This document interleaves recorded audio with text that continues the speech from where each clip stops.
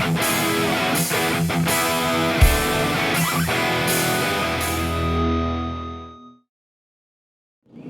gang, welcome back to another Viewers Projects video at J Daddy's Garage.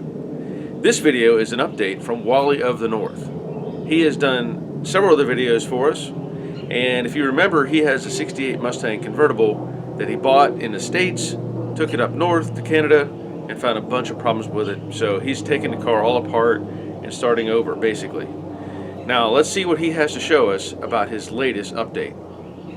Well, good morning everyone. Welcome back. It's Wally of the North. Wanted to make a quick video, really just kind of recap where I left this car in the spring. As all of you know, I had mentioned earlier, in the summertime I'm not really putting a lot of work in the car.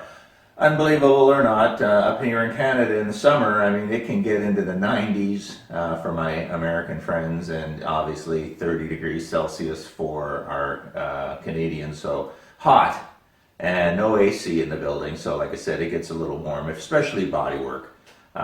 So that's where I'm starting off. Just started back on the car, literally. And first thing you're probably going to notice is that, of course, I've got the door all hung. I believe the door is where I'm going to want to keep it. The gap in here is about 3/16 of an inch, and it's fairly consistent all the way down. But the biggest challenge you're going to run into is that this is an aftermarket door. The original door was in really bad shape. I was able to pick up an aftermarket door. Also, aftermarket quarter panel. Now, we're all aware that for whatever reason, the driver's side rear quarter panel will not fit on the B-pillar. Barry had the same problem. I had the same problem. We have to cut the quarter panel to remove about 1/8 of an inch, even up to 1/4 of an inch of material, so that it brings the panel in to actually contact the B-pillar. If not, it's on a huge angle. So had to do that on this side. Didn't have to touch it on the other side, and actually the other side is fantastic. So I don't know why the one side of the panel is so good and this side of the panel is bad. But then I ran into the second problem. Because both panels are reproductions, the challenge now is to get this to be flat all the way along the seam. So not only the gap, but the idea that the panel is flat. So the only way I can do it is to put a bridge, like to put filler across the entire gap. Now that allows me then to sand across the gap, which again means I can then flatten across the gap. So what do you concentrate on? I found the best thing to do is, if you're going to be able to adjust the door, because the door moves in, moves up, moves back, moves forward, I found the best thing to do is try to get the door adjustment so that this is the best it can be. And the reason is because of all the door mechanisms. I was worried that if I got this right and then I had to fill this up, or fill this up, or whatever I needed to do up here, it would interfere with the door. Where the door handle goes. So I wanted to leave this as natural as possible so that the door handle is mounted up against steel and it's bolted in place. And then any cosmetics, I guess you'll call it, would be done elsewhere. So that's what I did. This is pretty well flat without a lot of body filler. As you can see filler here, but you can also see the dark spots and the light spots. So this can still flatten out a little bit more, and I'll remove more material. Here is a good transition now. Here is flat, here is good, here is good, here is good. So that's what most of the effort is going to be going on in the next probably, I don't know how many hours I'm going to have into this, but that's going to be the key. Both sides, flattening the door, and as I showed earlier, as I mentioned earlier with Barry, you got to bridge it, and it's the only way to do it. Now, that's the rear gap. Let's talk about the front gap. So let's take a look at the front. So as we know, in the rear on the B-pillar, that gap can only be adjusted by the door, right? Because that rear quarter panel is welded. It's not moving. So the door is the only option you have to make adjustments. So once that is set the way you like, then you can move to the front gap. Now the front gap, because now the door is in place, because I can't move the door anymore or I'll screw up my gap, right? So now the door is solid. Think of it as welded. So now the only thing you can use is the fender. So now the front fender moves up, it moves down, it moves in and out. So just like the door, I'll be able to move the fender in order to get this as good as it can get. I mean, it is, again, as I mentioned, a 50-year-old car. The other thing I learned is when you want to start doing this, make sure that either the car is on the ground on its suspension, or if it's like I have it on jack stands, but the jack stands are on the suspension. So this car is sprung, it's sitting on suspension. The reason is this body moves, and if I had the jack stands on the frame, the body might actually open up and I could adjust all the gaps, get it perfectly, do all that work, and then once the car is on the ground, it collapses in on itself. So make sure it's on its suspension. Now, aftermarket door. Now this fender is not original. And in fact, it is a replacement part. And the reason I know that is the rest of this car was rotten and the fenders weren't. Obviously, it's original piece. It's not an original piece, but it's probably from the 80s, so it's a good piece. It's unlike the new stuff, which is really thin metal. This is actually very thick metal. The superstructure inside here, which supports this whole fender, is really, really well tacked on, really good. And again, the front bucket's very secure. So I'm happy with the fender. So I'm thinking the fender is probably closer to original than the door was, and I can tell that. I don't know if you can see this faint black magic marker line I put here, but that's originally when this door, I had a huge gap in here, probably a ½ inch, and so I needed to fill that. So what did I do? A couple of people, what they've done, and I've seen this on videos, is they'll take an old arc welding rod, right, to clean the crud off of it, and now you got a steel rod, or just a steel rod, and they'll weld a steel rod in there. And I thought, well, why don't I do something a little different? So what I did is I took a piece of normal body metal, I then folded it into a V, and then I placed another piece of metal in it, and then I closed the fold. So what you end up with now is a piece of metal that wraps around another piece. Because in fact, that's exactly what's happening at this door. At this door, you have the outer the outer door skin, which wraps around the inner door frame, right? And then they pinch this all the way down. So that's what I've done here. I've actually emulated a wraparound. And of course, then I cut it to the dimensions. It starts at 0 to 0. And so the piece I put in is about that long. And it starts from 0 to 0 and then about a 1/8 of an inch, 3/16 of an inch thick in the center. Placed it up against it, and I welded it. And so now, when you feel this, it feels like the door, because it actually is. It's a piece of metal that's been wrapped around a third piece, so it has the same thickness all the way down. Again, just something I did. You can go with the rod thing if you want, but I found this gave a really smooth transition. You know, a little bit of self-etching on that, and that's not, there's nothing, I've not touched that. I welded it, used my angle cut-up grinder to clean that up, and then threw a little primer on it, and that's it. So it's actually pretty good. Now the gap needs a little bit of work, but that's where the fender comes in now. So now I start moving the fender, a little bit of filler, flatten it out, and so on and so on. Okay, so now as we move up forward, what I've done and what I continue to do, I did spend some time. I took a long time getting this extension to fit really, really well. The good news is this panel, like I said, is in actual good shape. And really the reveal gap in here is fantastic. I love the gap. So that's going to work well without the plastic. I'm not going to put that rubber in. It's just going to be nice and clean and smooth painted. And I'm going to do the berry trick. When I paint the vehicle, the extensions or the headlight extensions, I'll put them on threaded rod. So although they'll be away from the body, they'll still be in the position so that when you flow the paint will flow the same way, and you know, you're not going to get where, you know how sometimes if you paint a piece vertically and you paint a piece horizontally, you get the sunshine, gives you those differentiating colors. So again, worked a long time to get this. I've done the same on the other side as well, but I won't bother with showing with that. But these lines are fantastic. So the front fender is in really good shape. Not a lot of work I need to do on this fender actually. So as I said, this car was in a collision. The fenders were replaced back in the 80s or so, and like I said, that's why these fenders are really good fenders. So I'm happy with that. The troublemaker's the hood. Let's talk about that. So the hood is where a lot of work is going to happen. I don't want to replace the hood. We saw from Barry's video, the replacement hoods are cheap and thin and they wobble, and I really want to keep the original hood.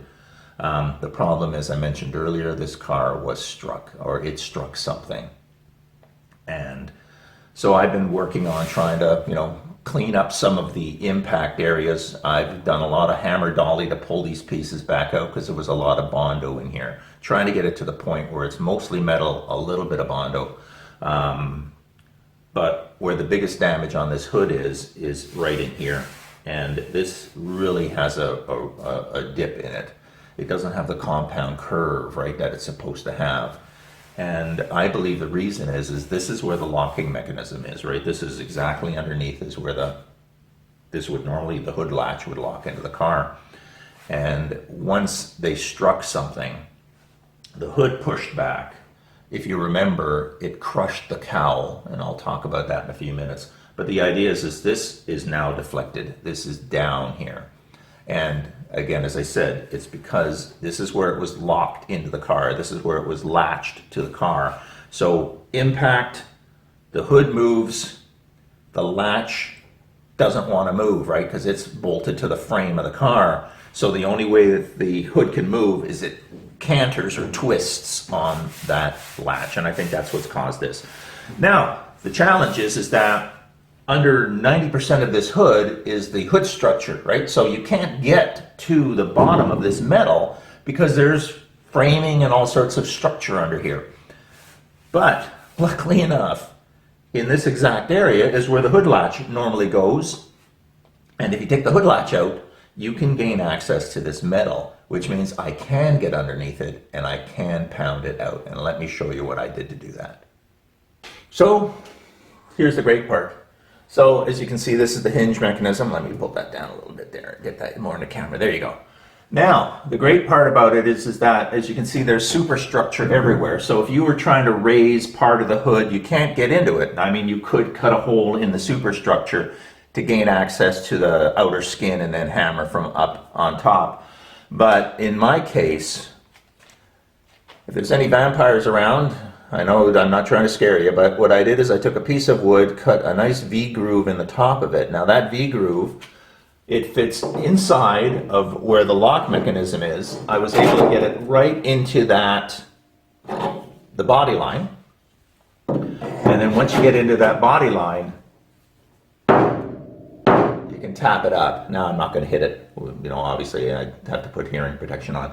But the idea is I can now gain access and push that up. So I'm going to hammer and dolly that the best I can to move it up. Hopefully get that compound curve back in the best I can. And then unfortunately it's going to have to be filler, right, in order to truly flatten it out. But that's really going to be the key. Now the other thing is the under part of this hood is a mess. This was all rotted last year. If you remember, I had to fix some of this up. But the idea is that that's now fixed. I can get the outer skin fixed. But there were a few other complications with the accident. So as I mentioned, was struck on the front corner here as well.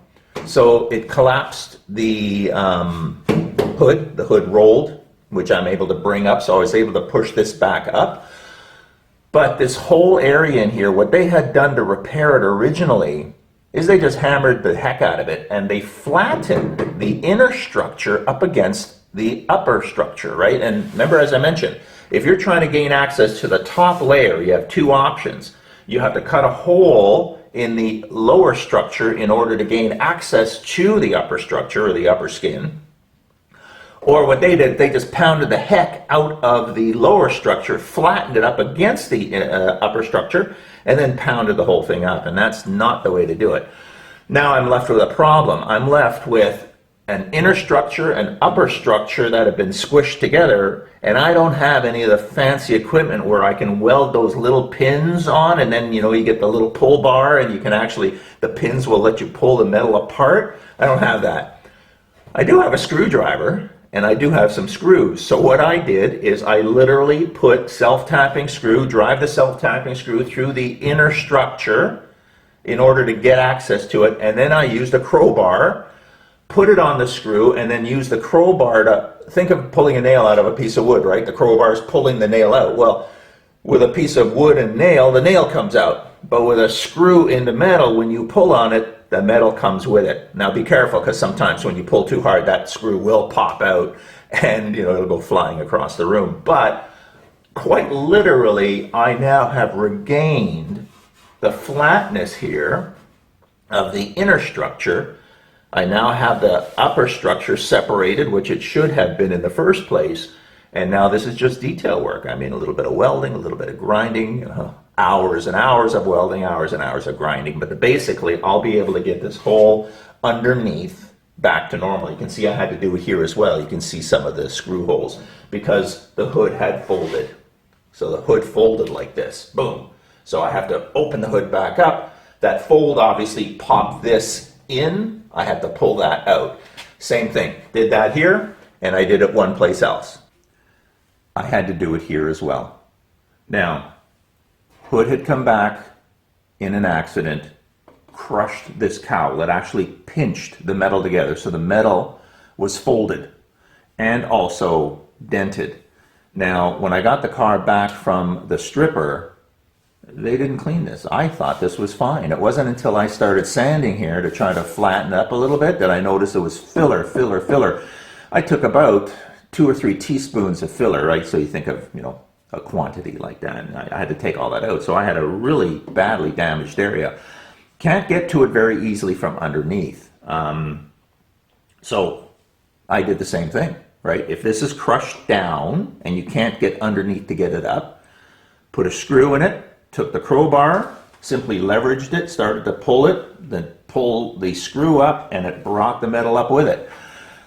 It actually split the metal across the fold, because as we know, in impacts, when metal folds, as soon as you try to bring it back up, it's metal fatigue. And it split here. But hey, that's what welders do. I was able to fix this all up. So actually, when you look at this, there is filler here. But the amount of filler here now is, as we're talking just a skim coat to try to flatten this all out and flatten it against the hood, it has nothing to do with the fact that I'm filling a hole. I'm simply flattening. And if I can just use filler to flatten, I'll be happy. I certainly don't want to use filler to correct. And that's the key I'm trying to do here. Now, I've always said when you get tired of working on something, you're going to get frustrated. And, you never want to get to the point where you start putting too much filler on and then using an 80 grit to get it off, just to get it off, because you're going to mess it up. It's just like drywalling. Anybody out there who's done drywalling, you put the drywall compound on, you feather it, and then you walk away. You don't sit there and play with it, because you're always going to drag some crap back through it and you're going to mess it up. It's the same thing with filler. So get tired of working on something, find something else that ends up being a little easier than you thought it was going to be. So the car has the C channel trim, and it has it for both sides, and it's original, which is fantastic. Now, when I originally had these sitting in a bag after I took this all apart, I thought, oh my gosh, how am I going to drill 3 holes into the body panel?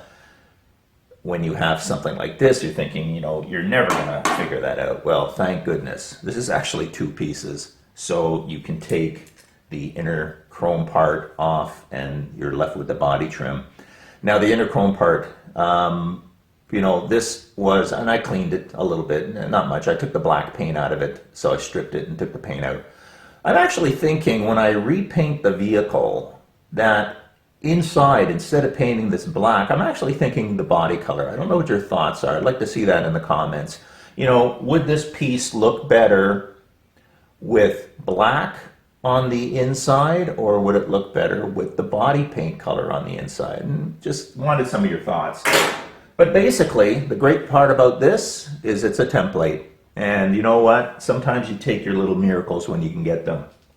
But same as everything else. Repopped panel. The C is actually not terrible. The piece fits in. It's a little wobbly, but I can take care of that. I might have to manipulate the piece here. I might have to manipulate the fender. But basically, this actually fits in there really, really nicely. So, once I get it where it's nice and smooth with the body panels, etc., etc., etc., the great part about it is I have the 3 holes already. All I got to do is mark it with a Sharpie, drill the body panel, and this will be located. So you know what? I'll take a win like this anytime over that hood, because that's going to be hours of work. This should only be about an hour of work, right? I mean, everything's relative. So this has been a great thing. The other thing that I've been working on, and just to get you know, is a few other things. So let me show you those. I'm going with an auto air replacement. So that gives me everything, right? It gives me the compressor for under the hood. It gives me all the attachments, all the wiring, all the cabling, all the hoses. Gives me a new heater box, which means I get a new heater core and a new, obviously, air conditioning condenser, if that's the name of it, inside of the heater box. But the idea is that now, it's almost a remote installation, and that works really well, because what they do is they replace the cables with electronics. So in fact, what you do is you still have the same slider controls you do up here, and the slider controls do manipulate, instead of moving a cable all the way from the left-hand side of the driver's side all the way to the passenger side heater box. What you do now is you just simply slide the controller, and the electronics figures out the position of the slider. So that's kind of neat, right? So it does eliminate one of the sliders. You don't use the center slider anymore, though. This is disconnected. Why is that? Because, well, you have the two sliders now. One marked heat, which means, in fact, when that slider is up, the air conditioning is engaged. And then as you slide it for heat, and you keep going down, it switches from air conditioning to heating, and then eventually all the way down, it now is a full heater, and it disconnects the air conditioning. On the right-hand side is the defrosters. So again, in the full up position, it is the defrosters. And then as you move it down, you go into the vents, and then again, because it is air conditioning, so it comes with all of the factory venting. So it replaces all the side panels with the venting, which looks just like factory. And then, of course, as you move it down from vent down to the floor, right? And then, of course, you can mix it any way you want. The only thing you can't get is floor and defrost. There's, you got to live with what you got. And therefore, you don't really have a reason for the center slider. So the center slider does nothing. So it's the two sides that do everything. And of course, they give you a new switch on the top for the multiple speeds in that now, because you have extra speeds in there. So this was a really neat idea. I'm really looking forward to installing this. So on the days I don't feel like doing body work, I'm going to start installing the heater box and working on that as well.